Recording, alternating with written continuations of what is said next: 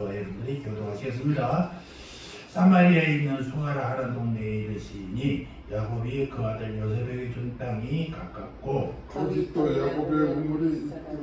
예수께서 길을 가시다가 하나야 우물 던데 그대로 앉으시니 때가 내려서 시점되었다. 사마리아 여자 하나가 물을 길러 왔음에 예수께서 물을 좀 달라 하시니 이는 제자들의 몸을 사놓고 동네에 들어갔습니다. 사마리아 여자가 가로되 당신은 유대인으로서 어찌하여 사마리아 여자가 나에게 물을 달라 하시하나이까 하니 이는 유대인이 사마리아인과 상종지 아니함이러라. 예수께서 대답하시되 내가 만일 하나님의 손들과 또 내가 준 걸로 바라는 네가 누구인 줄 알았다면 내가 그에게 구하였을 것이요 그 생수를 내게 주었으리라. 여자가 가로되 주여 물 기를 그릇도 없고 이 우물은 깊은데 어디서 생수를 얻겠사옵나이까. 우리 조상의 야곱이 이 우물을 우리에게 주셨고 또 여기서 누구나 아들을 당신이 낳았는데 당신의 야곱보다 더 크니까.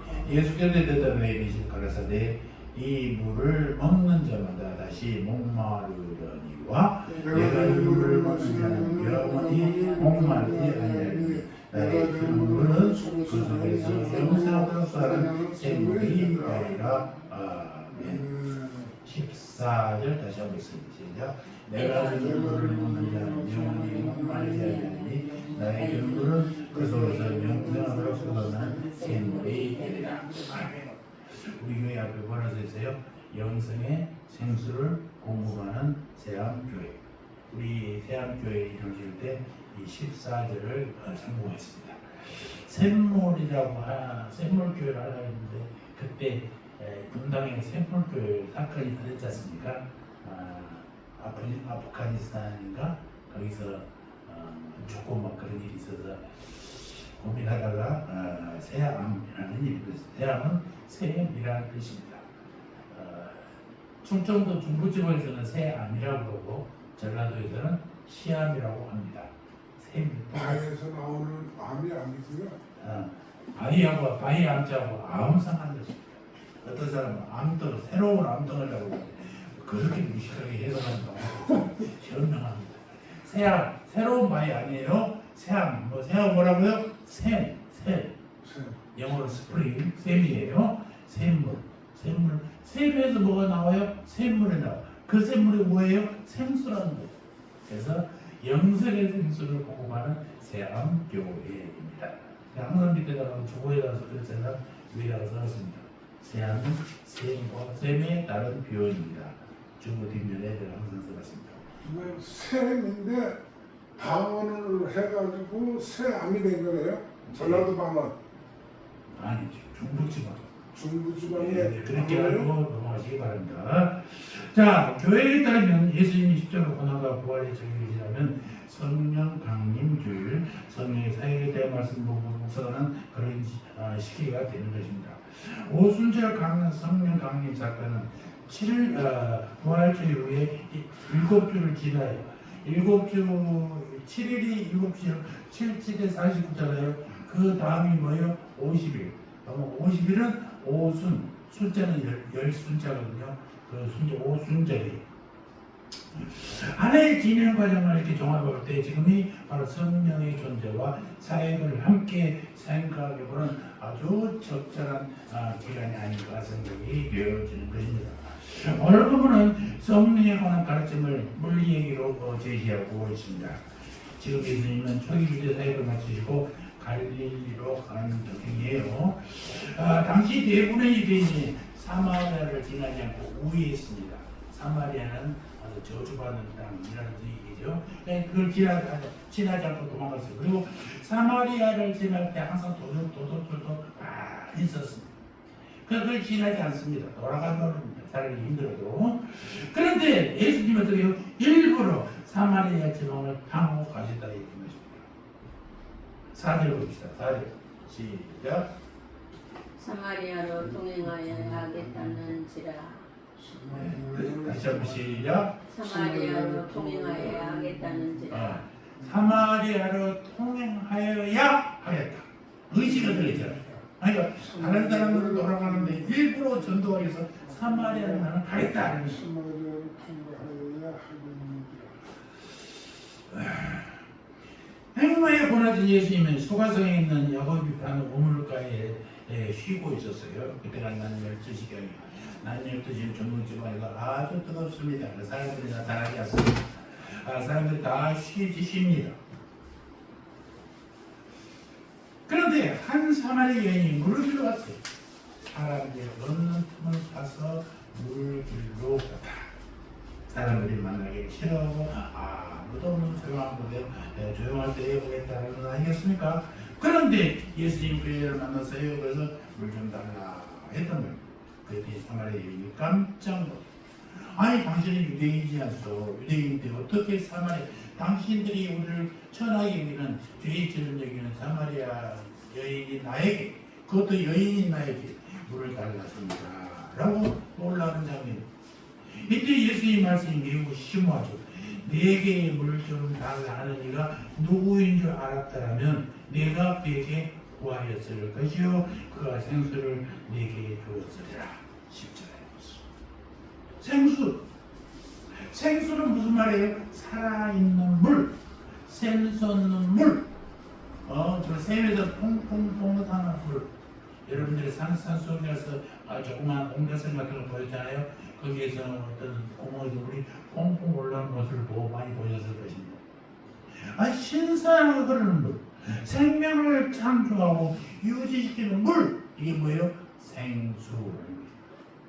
요한복음 7장 38절에 나를 믿는 자는 성경이 이룬같이 그 입에서 생수의 강이 흘러나리라 하시니 이는 그를 믿는 자의 바를 성령을 가리켜 말씀하신 것이다 라고 기록하고 있습니다.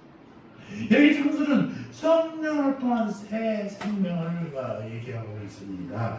여러분 에레미야서 2장 13절 한번 찾아보시겠습니까? 시간이 가더라도 에레미야 2장 13절을 한번 같이 공부해 보겠습니다.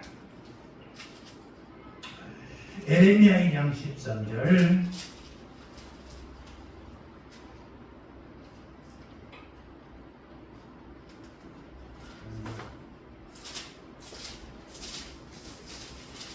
자, 그러면서요. 3장이요? 예, 2장 13절. 네, 정신을 차리고 말씀을 들으시기 바랍니다. 2장 13절 시작. 내 백성이 두 가지 향을 향하였나니 곧 그들이 생수의 근원되는 나를 보는 것과 스스로 웅덩이를 판 것인데 그것은 그물을 갖은 인보다 터진 웅덩이입니다. 아니 생수를 주는데 그 터진 우물에 받으면 되겠어요? 흘러버리지. 야, 우리 인간들이 죄를 이렇게 이해하고 있습니다. 하나님이 생수의 근원 되신 분이라 말씀하실 때도 우리는 그를 버려버렸다는 거예요. 저는 물도 버렸다는 거예요. 또 스가랴 14장 8절에 보니까 그날의 생수가 예루살렘에서 솟아나서 절반은 동해로 절반은 서해로 흐를 것이라. 여름에도 겨울에도 그러하리라. 그러므로 본때는 예수님을 믿는 자는 그 배에서 성령의 새 생명수가 강처럼 흘러날 것을 약속하시는 말씀이다라는 것입니다. 물질 세상에서 물이 차지하는 비중은 대단히 절대적입니다. 모든 동식물과 인체의 주성분이 물이에요.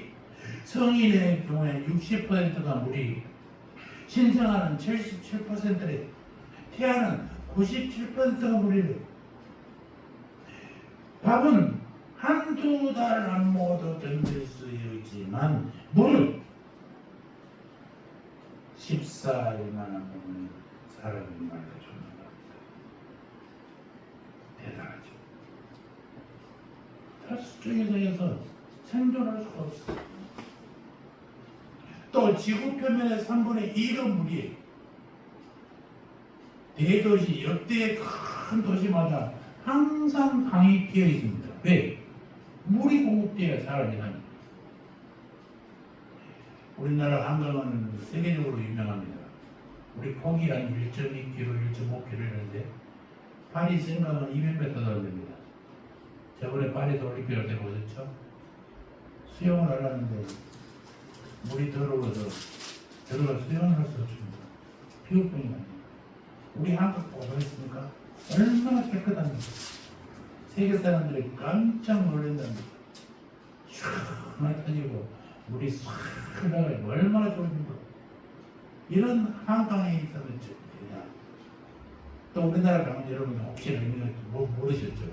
강이 시발점과 강이 바다가 만나는 점이 다 우리나라 땅이에요. 외국은 안 그래요. 유럽은 저쪽 러시아에서 흘러가지고 이 민도 라인강도 보면은 빙빙빙빙빙 돌다가 들어가잖아요. 거기 위쪽에 날아가요. 해물 지어서 딱 막아버리면 끝나고 화물어버리면 중국도 마찬가지. 저쪽 동남아시아 그쪽도 티베트 산맥 쪽에도 물이 흘러오잖아요. 그러니까 그걸 막아버리면 댐을 막아버리면 그 밑에 사람들이 또 보면 죽어버려요. 그러니까 우리는 우리나라 땅에 시작하고 우리나라 땅을 절세가면서 살아. 이게 얼마나 큰 축복인지 몰라요.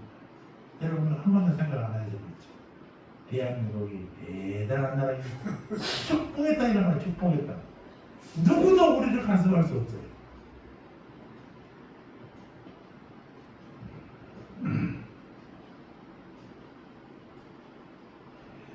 이 물에는 말이에요. 그리고 우리나라 물이 얼마나 좋은지 몰라요. 우리는 강에서 떠먹고 에리가강 저 상류에서는 다 그냥 떠먹습니다. 여러분들 산에 등산해 보셨습니까? 물을 가져갈 필요가 없습니다. 물이 얼마나 깨끗하고 맛있는지. 유럽 같은 데는 석회질이 많아서 먹지를 못하잖아요. 또 우리는 조그만 가마에 물이 있고 산이 있습니다. 축복의 땅이에요. 그런데 물은요, 마르는 물이 있고 마르지 않는 물이 있다는 사실. 우리 동네에는 학교를 갈 때 그 개천이 하나 있는데 건매천입니다. 비가 오면 자, 산 겨울에 물들이 모여서 그리고 엄청나게 지나갑니다. 그런데 비가 딱 그치고 물이 흘러가고 나면 바짝 말라버려요. 없어. 계속 흐르느냐 안 흐르느냐 이게 중요하죠. 그래서 내천이라고 하는데 그 앞에다가 건자로 해서 바짝 말하는 그런 내천이라고 그렇습니다. 오늘 본문에서 예수님이 말씀하신 물은 어떤 물이에요? 영적인 물이라는 사실이에요. 성령의 생수입니다. 이 땅에 물질 세계의 물이 절대적으로 필요한 것처럼 우리 신앙생활에 있어서 생수는 대단히 중요해요. 영성의 생수는 참으로 대단히 중요하다는 것입니다. 생수 없이는 신앙생활을 유지할 수가 없는 것입니다. 성령의 역사 없는 영적 삶은 상상할 수가 없어요. 만일 성령의 역사가 없어진다면 마치 육체가 탈수병에 걸린 것과 똑같습니다. 몸은 몸인데 물이 없어 쪼글쪼글하고 말라요. 그러다가 완전히 탈수병에 걸리면 그냥 가는 거예요. 예수님께서 말씀하신 성령의 생수는 어떤 물일까? 오늘 말씀을 통하여 이 물이 우리 각자에게 어떤 일을 일으키고 있는지 돌아보는 시간이 되기를 주의 이름으로 축원합니다. 성령의 생수는 어떤 특징이 있느냐? 첫째 우리 10절 한번 읽어보세요. 10절 시작. 그가 생수를 내게 주었으리라. 14절 내가 주는 물을 먹는 자는 영원히 목마르지 아니하리라. 물을 주는 사람이 누구예요? 예수님. 하나님이 나와. 하나님. 예수님께서 직접 주시는 물이잖아요. 야, 예수님께서 직접 주시는 물은 뭐예요? 영원한 만족을 주는 성령의 은혜라는 사실을 지금 하십니다. 오늘도 말하셨습니다. 예수님께서 직접 주시는 물이에요. 내가 주는 물. 이 물은 세상에 주는 물과는 엄청나게 다르고 엄연히 더 다르고 엄청나게 다르고 세상의 모든 목말을 해결시키는 능력을 가진 주님께서 친히 주시는 은총의 물이라는 것입니다. 그러면 이것은 영원한 만족을 주는 성령의 은혜를 의미하는 것이죠. 사랑하는 성도 여러분, 우리 예수님은 믿는 자에게 영원한 만족과 기쁨을 가져다주는 성령의 은혜를 허락하신다는 사실입니다. 본절에 내가 주는 이의 표현에서 내가 내가 누가? 예수님. 세상이 주는 물과 다르다. 누가 줘요? 예수님이 준다. 세상이 주는 것은 마르는 물이지만 예수님이 주시는 영원히 마르지 않는 생수. 아멘. 이것은 예수님의 속죄 사역과 연관되어 있습니다. 누구든지 예수를 믿기만 한다면 이 은혜에 참여할 수 있고 그분이 주시는 평안, 기쁨 이런 것들을 누릴 수 있다는 거죠. 여러분들이 하나님을 믿고 얻는 복, 가장 큰 복이 뭔지 아십니까? 구원이에요. 구원받는 자는 어때요? 평안. 내일 우리를 만나서 예수님이 부활하신 주님이 우리를 만나서 평안하라. 여러분들 히브리 공부 많이 했죠? 평안을 뭐라고요? 히브리 말로? 샬롬. 평안하고 평화하고 같은 의미인데 평화, 샬롬. 히브리 말로 유대인들은 에이데네라는 단어를 더 많이 씁니다. 히브리 말로 에이데네. 그다음 샬롬과 똑같은 뜻이에요. 그러니까 이것은 예수님의 속죄 사역과도 관련된 말씀. 누구든지 예수를 믿기만 한다면 이 은혜에 참여할 수 있고 그분이 주시는 평안 기쁨을 누릴 자격이 주어진다. 요한복음 8장 31절 1장입니다. 아들이 너희를 자유케 하면 너희가 참으로 자유하리라. 그래서 아들은 하나님의 아들이에요. 세상 모든 죄와 마귀의 권세와 죽음에 놓여되어 있지 않습니까? 이 세상에 어떤 인물이나 종교, 문화, 교육, 철학도 우리를 이들로부터 자유롭게 할 수가 없어요. 죄로부터 자유, 마귀의 권세로부터 자유, 죽음으로부터 자유. 이것은 오직 예수님을 통해서만 얻을 수 있는 특별한 거예요. 오후에 보혈에 대해서 공부할 거니까. 보혈. 보혈은 무슨 뜻이에요? 보배로운 피. 그 피가 누구의 피예요? 예수님의 피. 예수님의 피는 짐승의 피와 다른. 짐승은 매번 죽여야 되지만 예수님의 피는 한 번 흘리면 끝나. 구약은 계속해서 회개를 할 때 짐승을 죽여서 피를 흘리지만 신약에서는 예수님을 믿으면 십자가에서 피 흘린 예수님, 보혈의 피, 값진 피를, 보배로운 피를 흘린 예수님을 믿으면 구원을 받게 된다.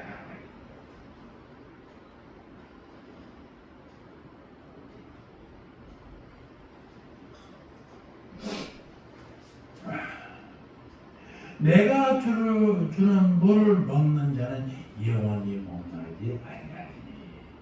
우리의 영적 갈증, 인생 갈증, 예수님에 대한 의해서 단번에 그리고 영원히 채워진다.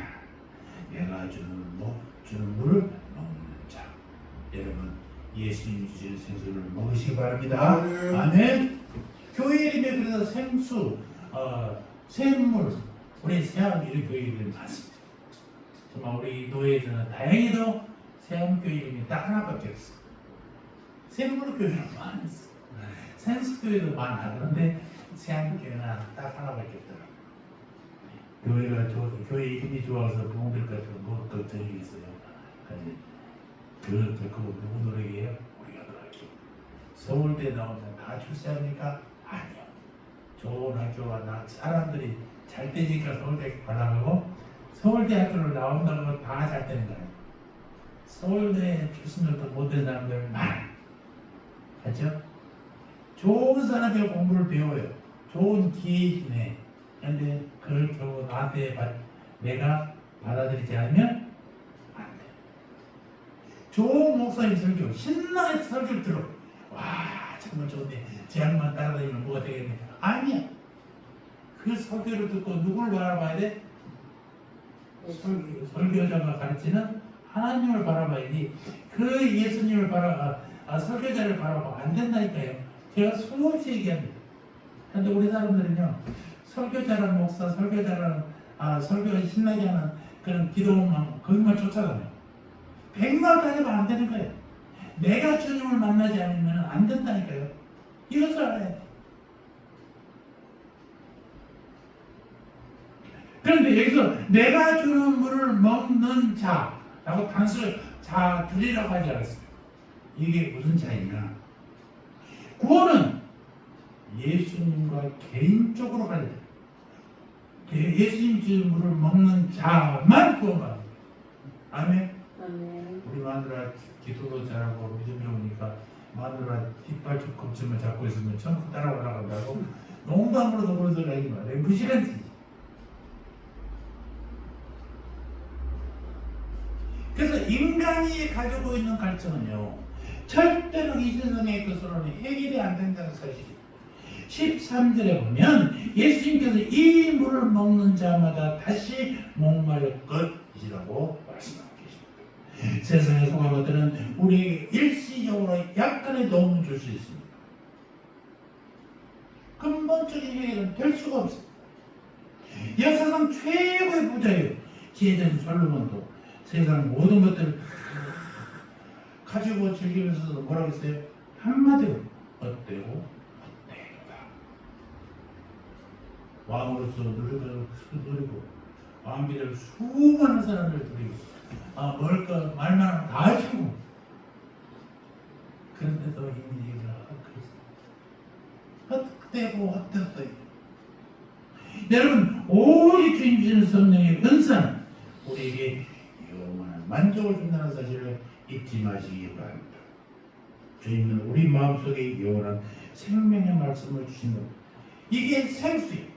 그래서 우리 교회 이름 앞에 영생의 생수를 공급하는 세암교회라고 해요. 그래서 우리 주님은 대우주 역사의 주인공이에요. 주님은 우주의 최고의 권위자예요. 왜?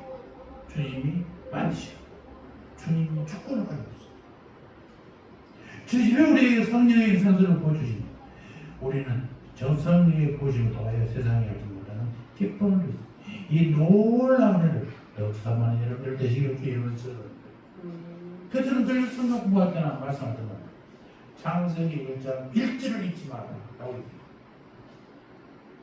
성경 교회 안 나온 사람도 성경 중에 무엇인지 딱 표면으로 읽어주고요. 대초에 하나님이 천지를 창조하셨습니다. 천지는 누가 만들었어?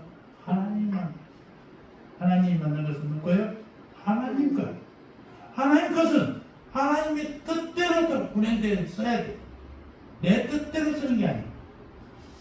그런데 사람은 우리에게 자유의지 주니까 지혜가 내 빵이야. 예수님을 노예처럼 예수님, 하나님 이렇게 해주세요. 저렇게 어디 감히 창조주 하나님, 나를 만드신 하나님에게 이렇게 해달라 그렇게 하면 요구할 수 있어요. 못하는 거예요. 주여 내가 어떻게 할까요? 주님 명령하십시오. 내가 명령대로 하겠습니다. 이렇게 해서는 안 돼요? 근데 우리는 어떻게 해요? 하나님 나 이걸 하려는데요. 나 해주세요. 안 해주면요 하나님 없어요. 이래요. 무슨 똥배자고 그런다네. 이게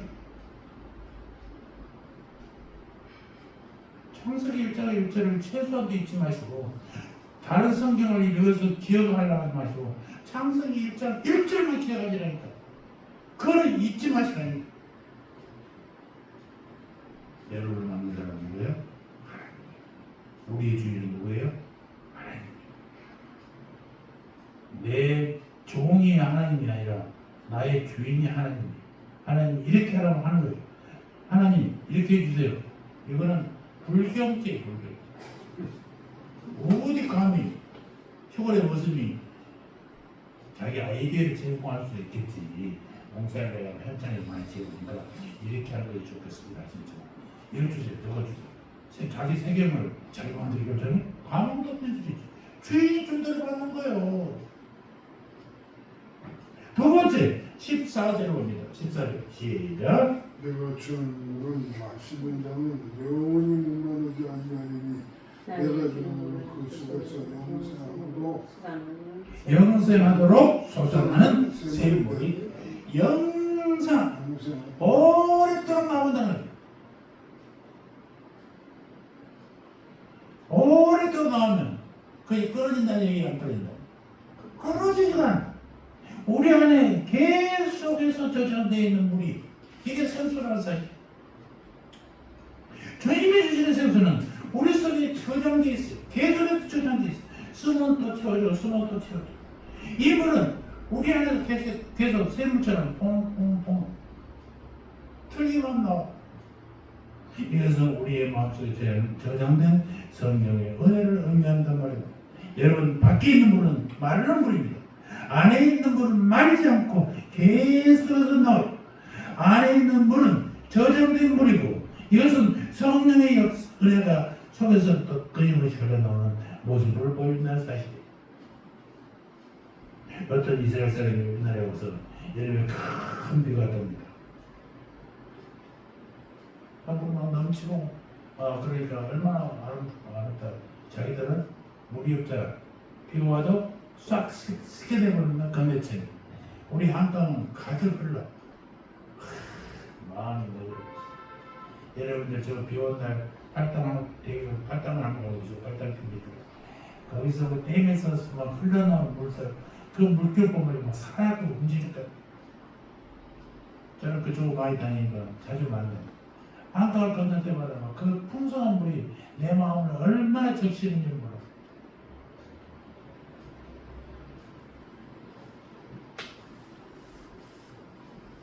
그래서 이스라엘 사람이 이 한강도 아니 저렇게 좋은 물, 저렇게 많은 이 보배로운 물을 왜 저렇게 낭비하냐라고 얘기해요. 왜? 이스라엘은 많이 알았죠. 우리나라 한철로 홍보를 잘. 그래서 그들은 비가 오면 한 방울이라도 아끼려고 예를 써. 그걸 모아서 다른 청소한 데거나 식물을 준다거나 이런 뜻이니까. 우리나라도 한강으로 그냥 흘러보지 않죠. 한강에 활당대에서 우리 생명수, 우리 수돗물을 다 만들어.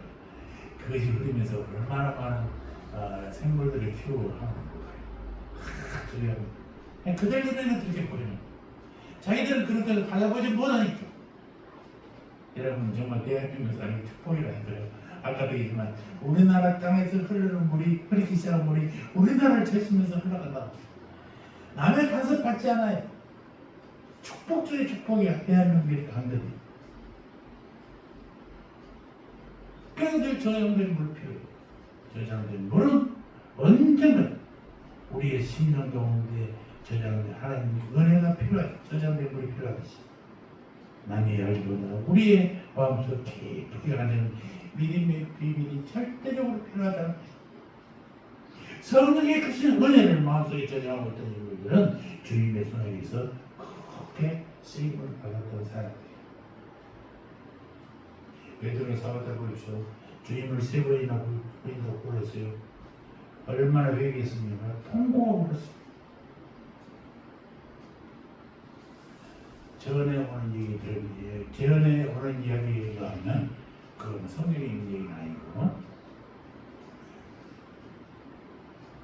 그 기도할 때마다 그 자기가 정말 모닥불을 터진 세상의 마당에서 그 여자 종에게 거짓말 했더니 평생 후회했다. 내가 왜 주님을 불렀을까? 입으로는 그렇게 주님 하면 안 됩니다 했는데 자기 기도를 불러. 여러분의 믿음을 믿지 마시고 우리의 믿음 언제든지 변할 수 있어요. 내가 농담으로 여러분들한테 그런 얘기 하는지 아십니까? 내가 복권을 사더라도 절대 당첨될 거라고 기도하지 마십시오. 왜? 복권 당첨된 날 내가 어떻게 될지 모르니까. 사모도 버리고 혼자 외국으로 튈 수도 있어요. 말도 안 되는 소리죠. 아니 그럴 수가 있대. 그게 그 인간이라니까요.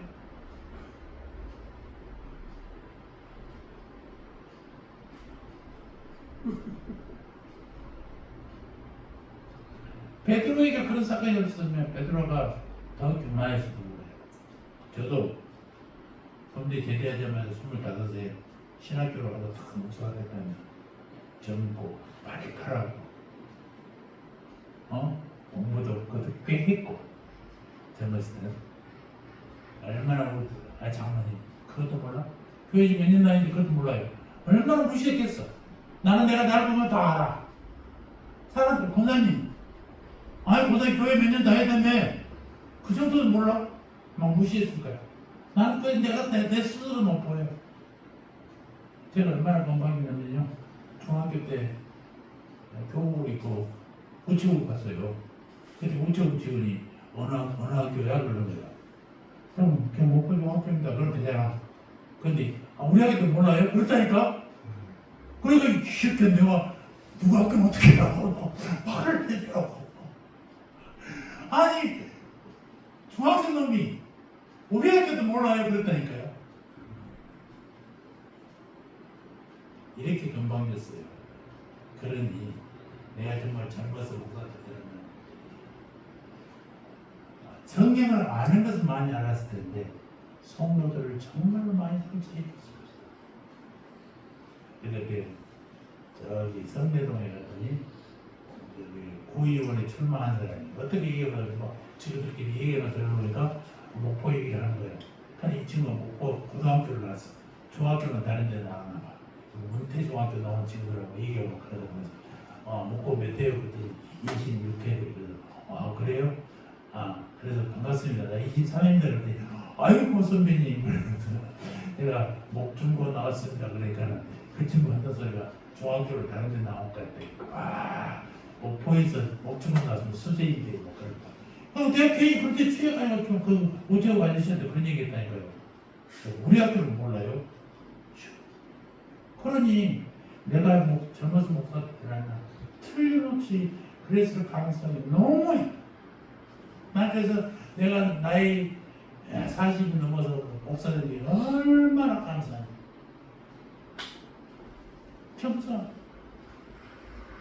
점수를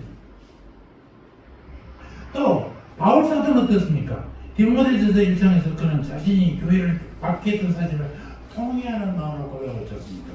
내가 전에는 배방자의 핍박자의 포행자였으나 도리어 긍휼을 입은 것은 내가 믿지 아니할 때에 알지 못하고 행하였습니다. 꼭 이런 것들이 이런 사람들 보면요 행위권 나하고 똑같은 거예요. 나도 그럴 수 있었어. 바울은 담에서 예수님을 만나기까지 자신의 핍박자의 생활을 마음속에서 새겨두고 일생 동안 부자들을 기억하면서 하나님의 크신 은혜와 긍휼을 원했다는 것입니다. 유대인으로서 젊은 바울 상상해 보세요. 예수교 이게 신성교도 아니에요. 그쪽은 이단들 아니에요. 저것들은 잡아서 족질놈들 묵주고 쫓아가서 잡아온 놈들이 그게 바울이 앞서서 쓰다. 그가 예수를 만나니까 완전히 달랐어요. 그가 사내들인 공회로 자기 박탈되고 조를 혼자 사는 이유가 유대교가 내교를 하면 강제 이혼시킵니다. 그리고 사내들인 공회 자격을 박탈해 버립니다. 그래서 어떤 신학자들은 바울이 혼자 산 것은 유대교에 있다가 예수교로 바꾸고 나서 아마 그렇게 됐을 것이다 라는 얘기합니다. 타락하잖아요. 유대교 지금도 유대교인들 여러분 상상하시나요? 유대교는 예수님을 죽인 사람들이에요. 지금의 후손이 누구예요? 유대교인들이잖아요. 유대교가 이스라엘. 이스라엘이 세계에서 기독교율이 제일 적어요. 오마율이 뭐 1.7%, 3% 뭐 이래요. 이스라엘이 다시 예수를 믿을 때가 예수님 재림하실 때. 여러분 아이러니 하시지 않아요? 유대인들 통해서 복음을 전한다고 하나님 얘기했는데 그들이 가장 압박하니까 그들이 안디옥으로 튀어나오고 유럽으로 튀어나와서 번창했지 유대 자체에서는 끔찍도 안 하고 있어요. 복음은 어느 쪽으로 하신지 아십니까? 절대 동쪽으로 하지 않습니다. 서쪽으로 향해서 합니다. 이스라엘에서 이라크나 이란으로 갔습니까? 유럽으로 가잖아요. 유럽에서 대서양을 건너서 태평양을 건너갔죠. 비행기 보라고 합니다. 항상 보고 옵니다.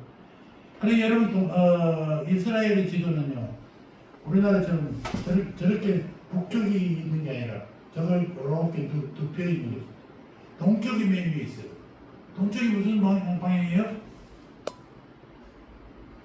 하나님이 은혜가 쏟아지는 쪽이에요. 성전도 우리는 교회를 물론 지금 남쪽이 북쪽은 뒤에 있고 북쪽은 죽어 있잖아요. 그들은 동쪽을 바라보고 지고 있습니다. 성전도 동쪽이에요.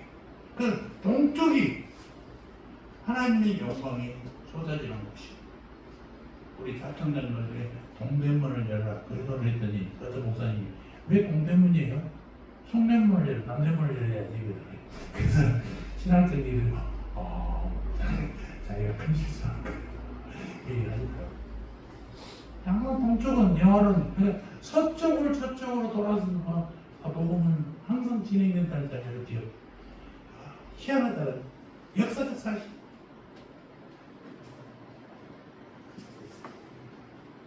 그래서 우리 속에 저장된 성령의 능력, 은혜, 자동차의 연료와 똑같아요.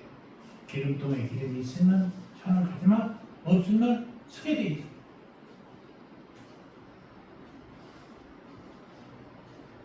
차가 비싸면 연료통이 크죠. 장모님 한번 넣으면 막 12만 원 내장 들어가죠. 기름 오르기 전에도 한 13만 원. 그렇죠. 우리는 6만 원 넣으면 꽉 차. 절반만 돼. 그러니까 500km 정도 가면 그만이야. 작은 차들 그래. 이게 차이. 많으면 많을수록 멀리 갈 수 있어. 안전하게. 작으면 항상 불안하지. 그래서 성령의 능력, 성령의 능력을 가득 찬 사람들은 늘 주님과 함께하는 사람들 것이지만 없으면 어떻게 돼? 늘 불안해. 채우지 않으면 안 돼. 더 이상 갈 수가 없어. 효과가 없어. 갈 수 있는 차가 없어. 그래서 세상의 기름으로 여러분들의 채울 것인가 아니면 하나님의 주유, 연료를 채울 것인가 기억하시기 바랍니다. 돈 많이 가지고 구원받을 수 있는 길을 아무리 잘 돈이 모든 걸 해결한다 해도 절대로 안 되는 게 구원이에요. 아멘. 돈으로 무엇인지 할 수 있다고요? 천만의 말씀이라니까. 구원만큼은 안 돼요. 돈으로 갈 수 없으니까 예수 믿는 사람들 가난할 수도 있는 거예요. 예수 믿는 사람들이 돈으로 천국 간다면 부자를 만들어주지 왜 가난하게 하겠어요? 삶의 문제는 아무것이 아니라니까요. 하나님의 은혜에 충만하느냐 아니냐, 하나님의 주시는 주위로 성령의 기름으로 바로 차느냐 안 차느냐의 문제지 다른 것이 와야 나서.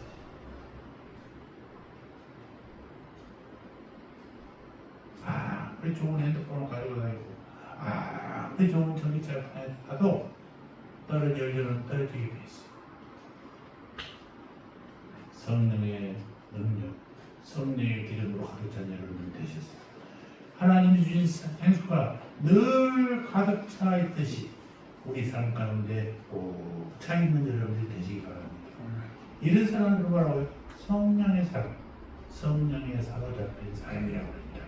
성령의 사로잡힌 사람들 기도하고 나니까 또이 뒹굴지고 공부하고 여러분 그렇게 생각하시면 안 돼.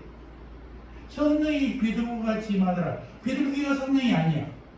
그거는 하늘에서 비둘기가 쫙 내려오는 것처럼 성령이 내려오 떨어질 걸 표현한 것이지 비둘기라니까. 여기도 비둘기가 들어갔잖아요. 성령이 오늘 성령주의가. 여러분 비둘기가 성령 아니라고 착각하시면 안 돼. 비둘기가 내려오듯이 성령이 내려온다는 표현을 하는 것이지 불같이 막 타오른다. 불이 성령입니까? 아니라니까요. 형상화해서 표현하는 것이지. 그러니까 내 안에 말씀이 있으면 그 말씀이 늘 나를 말씀으로 사로잡히는 거예요.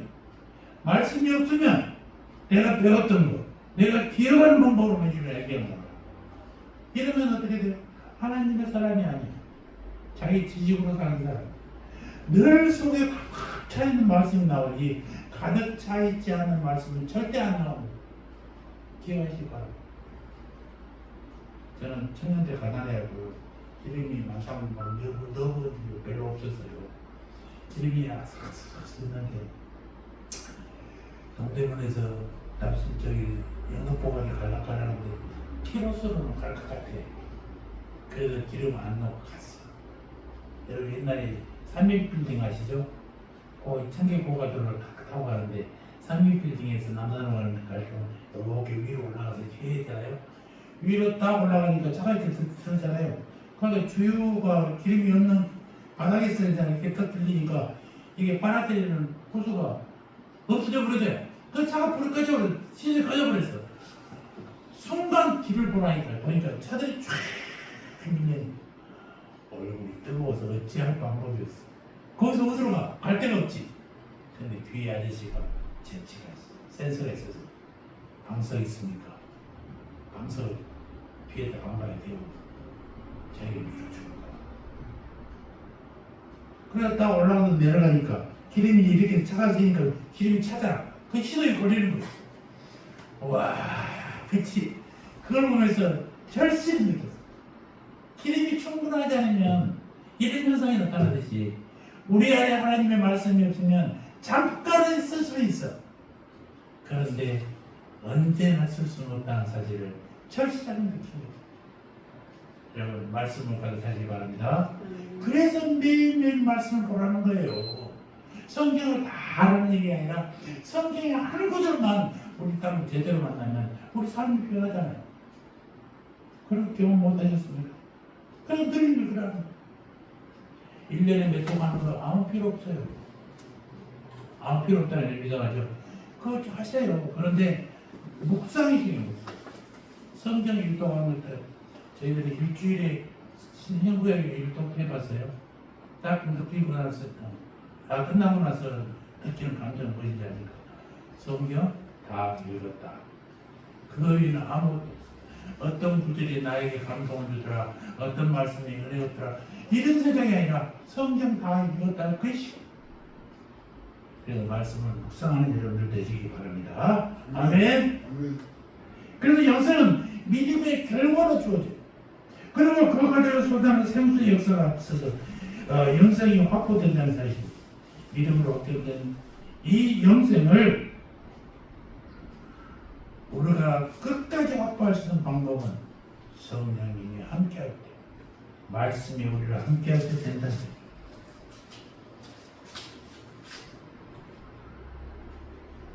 잊지 마시기 바랍니다. 영원히 쏟아낸 성령님이 만일 우리가 예수 그리스도를 진심으로 영접하고 그분의 말씀을 진심으로 순종하고 산다면 우리에게 오신 성령께서는 영원히 쏟아낸 샘물이 되어 주신다는 사실을 잊지 마시기 바랍니다. 사랑하는 성도 여러분들, 우리 초장이 무엇보다 필요한 것이 뭐예요? 물이요. 주님 주시는 물을 공급할 때 우리 초장은 언제나 풀 수 있다는 사실. 제가 세암교회를 이름을 지어놓고 마천동에서 시작했잖아요. 마천동이 저 꼭대기 어디예요? 성내천이 흐르는 시발점이야. 이제 그쪽이 복개를 되고 나면 성내천 발원지가 거기 버스 정류장 거기 공원이 생깁니다. 로타리가 생기고 복개천이 다 개발되고 청계천자는 한쪽으로만 다닐 거예요. 쫄쫄쫄 물이 흐를 것이고 물이 젖으니까 지금은 여기에 한강에 끌어오는 물이 여기서부터 흘러갑니다. 그게 어딜까요? 저 우리 교회에 이렇게 올라가는 거예요. 그럼 거기가 진짜 뭐가 돼요? 성내천에 발원지가 되는 거예요. 이름은 정말 잘 지었더라고 내가 들어도. 생수에 간 흐르는 샘물 세암교회가 되는 거예요. 그리고 우리 지금도 우리 성내천과 가까이 있잖아요. 얼마나 좋은지. 저 있을 때는 언덕이지 않습니까? 성내천은 오기 접근하기 힘들었어요. 이건 바로 가면 그 성내천이 우리 주민들한테 얼마나 좋은 환경을 주는지 몰라요. 물이 가까이 있고 물과 가까이 있으니까 우리가 편하듯이 주님 주신 생수를 함께 하시고 주님 주신 생수와 늘 가까이 하시고 충분히 마셔서 여러분들의 영적인 생활에 갈급함이 없도록 되어지기를 주의 이름으로 축원합니다. 아멘. 할렐루야. 하나님께 아버지, 우리에게 성소가 되신 예수님을 진심으로 사랑합니다. 우리에게 성도되신 성령님을 부어주신 것 감사합니다. 영원한 만족을 주는 성령의 은혜며 마음속에 드는 성령의 은혜요 영원히 쏟아나는 성령의 은혜임을 믿고 생수이신 주님만 바라보아 살아가는 우리들 되게 하여 주시옵소서. 감사합니다. 예수님 이름으로 기도합니다. 아멘.